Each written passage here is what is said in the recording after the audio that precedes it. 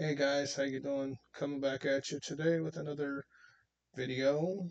Um, I'm really interested in finding out where this video game industry is going because I've been seeing, and I'm sure you have too, that a lot of stuff has been changing since, 2019, 2020, since the release of the Xbox, the Switch, and the PS5.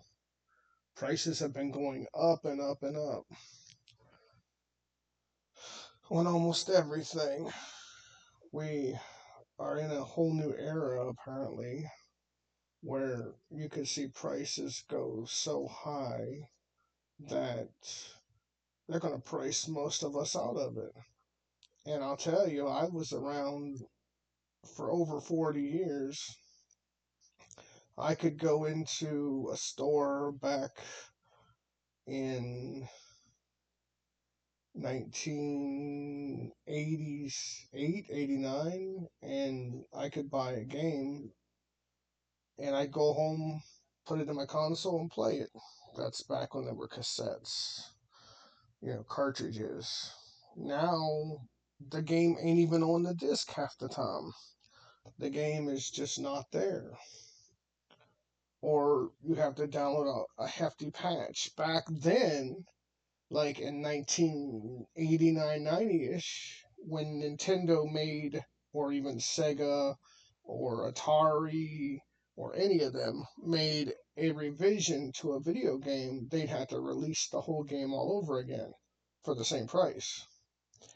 I'll give you, for instance, with Super Mario Bros. 3 having two copies of the same game.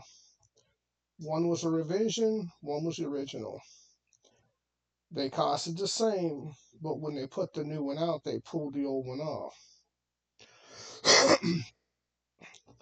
I don't know, guys. It seems like this is my last video game, uh, my last video game era, I guess you could say, or not video game era. My last generation of video games. I have a lot of games that I play, but I don't like the idea of not owning your own games. That just does not make any sense to me.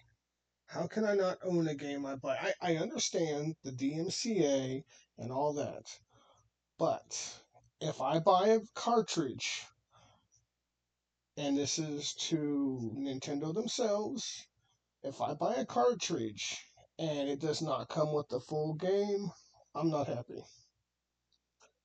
And I don't like that, not being happy.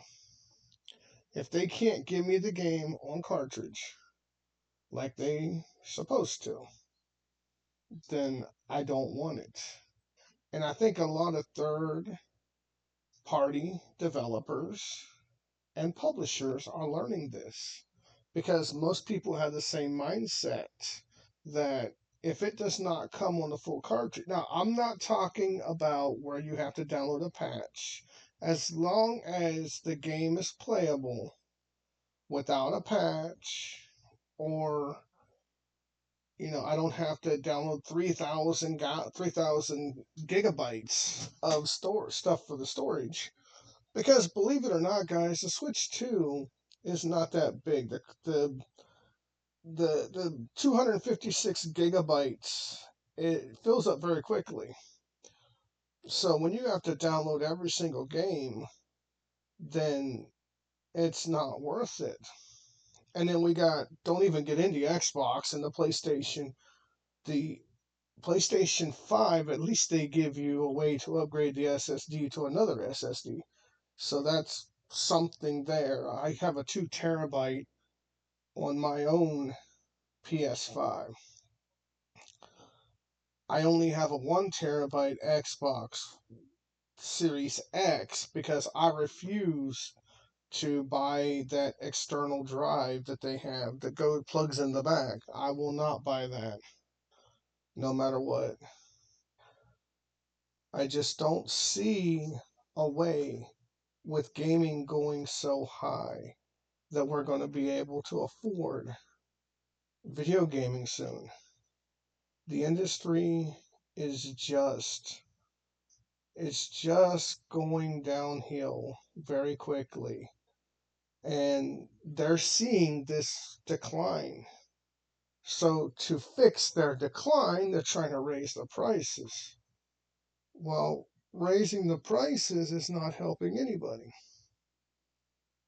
because if you raise the prices, you're pushing people out that used to support you. Um, I'm not paying $1,000 for an Xbox. I'm not paying $1,000 for a PlayStation 6. I would rather take that money and put it on something more important. I mean, gaming is just a pastime, it's just a hobby, but we're getting to the point where that hobby is getting more and more expensive.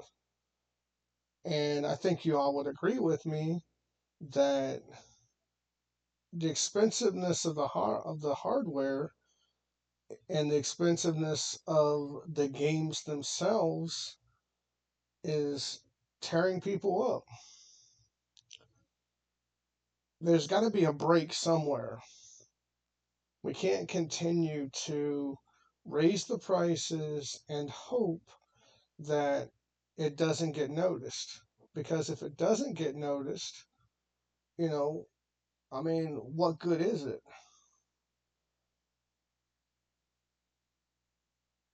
There's a lot of things that need to change if gaming's going to survive. We got PlayStation 5 putting games on Xbox, we got Xbox putting games on PlayStation 5. We've got Xbox owning everybody, pretty much. We got them closing down studios now. We got, PlayStation closing down video game developers, and it's just one big mess. And I don't know what will fix it. I really don't. If you guys have any ideas, or if you agree or disagree with me, you know, I upload a lot of, well, not a lot of videos. I upload some videos. I'm going to try to do it once a week from now on, or maybe twice a week. But if you like this kind of content, give me a like and a subscribe. I really appreciate the subscribes.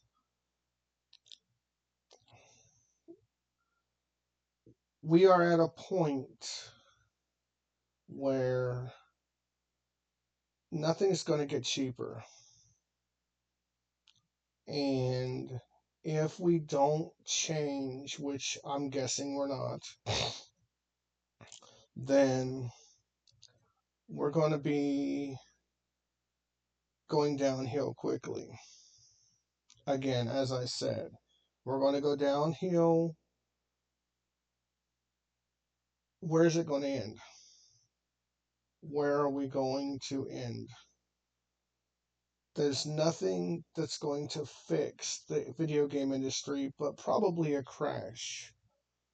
And if it crashes, it's going to crash hard. When nobody buys their products, there'll be no products for sale. No products for sale means nobody has their products. This is what I do not believe that the video game industry, Xbox, Microsoft, Sony, and Nintendo understands. When they try to force you to pay more than you can afford, you're not going to pay that. And I do believe utilities, rent, and all that comes first, or should at least, instead of games. So if you can't even afford your basic essentials, why would anybody buy a video game? Well, again, I'm just going to put this out there, and hopefully somebody can give me a comment. I fixed the mic as I was asked, so hopefully I sound much better. I really appreciate each and every one of you all that support this channel, because without you, I wouldn't have any subscribers at all. So 4 subscribers is perfect. 1,000 will be better, but 4 is just as cool. Thank you for hearing my rant, and have a wonderful night.